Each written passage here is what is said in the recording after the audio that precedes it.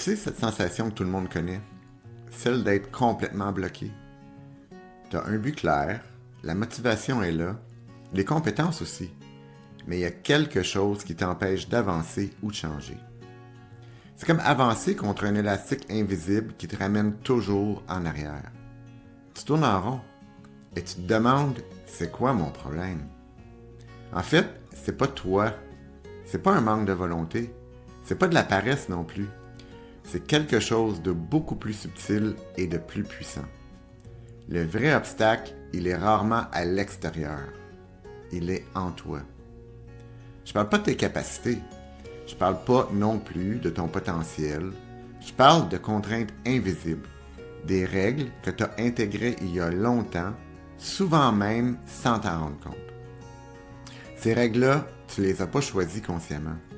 Elles viennent de ton éducation, de ton entourage, de la société, de tes expériences passées.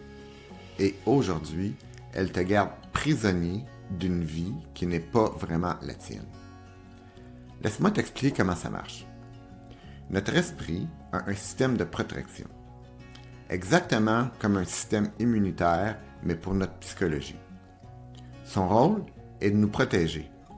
Pas juste du danger physique, mais aussi de l'inconfort, de la déception ou de l'échec. Et pour faire ça, il s'appuie sur des certitudes, des croyances profondes, du genre « je dois être parfait pour être aimé » ou « montrer ses émotions, c'est un signe de faiblesse » ou encore « si j'essaie et que j'échoue, ça va prouver que je ne suis pas à la hauteur ». Ces certitudes-là, elles roulent en arrière-plan dans ta tête, en pilote automatique. Tu les vois même pas, mais elles contrôlent tout.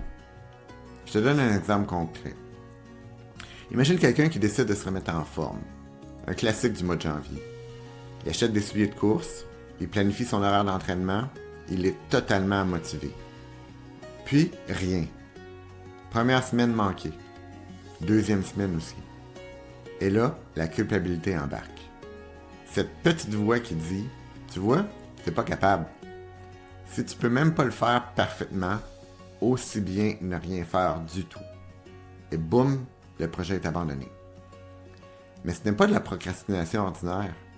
C'est un mécanisme de protection qui s'active. Parce que pour le système immunitaire, psychologique, essayer vraiment, donner tout ce que tu as et échouer quand même, ça, c'est la vraie menace. Cet échec-là viendrait briser l'image que tu as de toi-même. L'image d'une personne compétente, déterminée, capable. Alors, ton système court-circuite tout et choisit une souffrance qu'il connaît, la culpabilité de ne pas s'entraîner, plutôt que l'immense inconfort de peut-être faire face à tes propres limites. C'est fou, non? On a un système aussi puissant qui roule en silence et on s'en rend même pas compte. Pourquoi? Parce que ces croyances-là, elles se sont fusionnées avec toi. Tu ne les vois pas comme des croyances. Pour toi, c'est juste comme ça que ça marche. C'est la vérité, un fait. C'est comme porter des lunettes de couleur sans savoir que tu les as sur le nez. Mais la bonne nouvelle, c'est que tu peux enlever ces lunettes.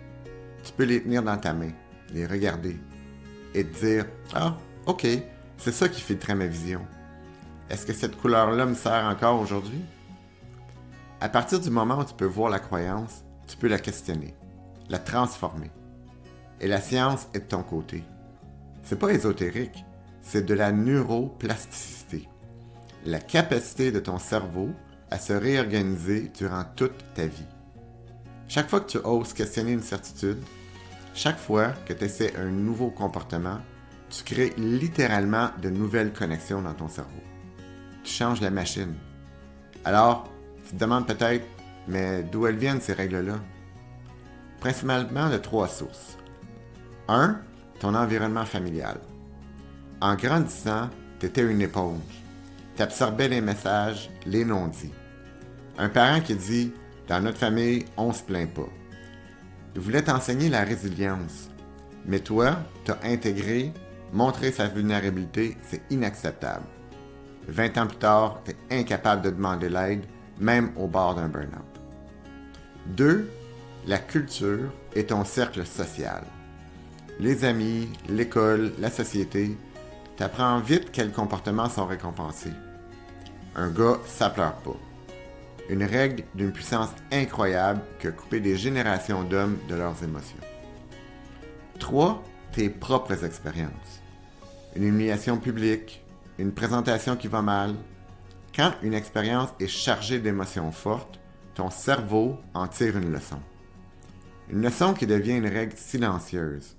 Du genre, ne prends jamais de risques, c'est trop dangereux. OK, le portrait est clair. Maintenant, comment on transforme ça?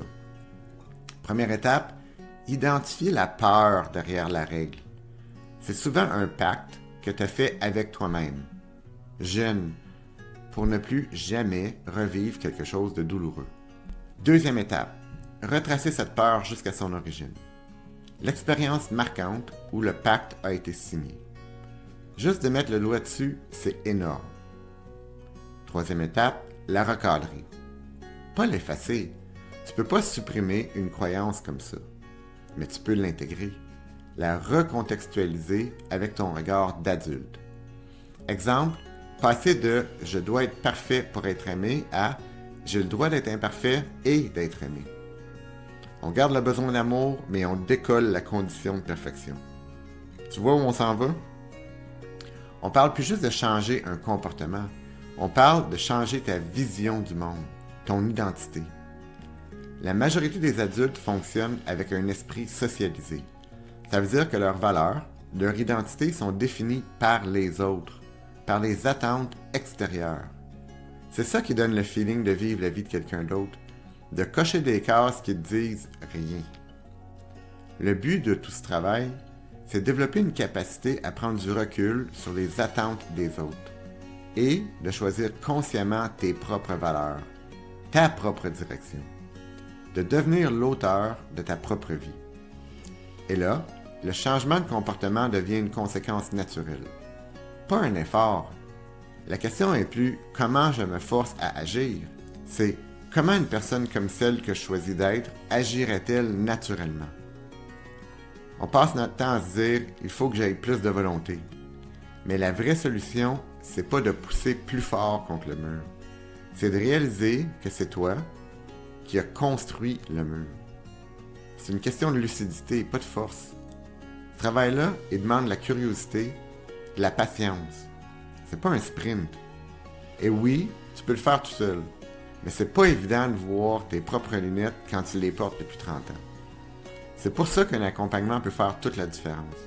Quelqu'un qui peut te poser les questions que tu n'oses pas te poser, qui peut t'aider à naviguer ça avec plus de clarté. Je te laisse avec une question. Parmi toutes tes règles, toutes tes certitudes profondes, quelle est celle qui, si tu osais la revisiter, la nuancer, pourrait faire tomber tous les autres murs?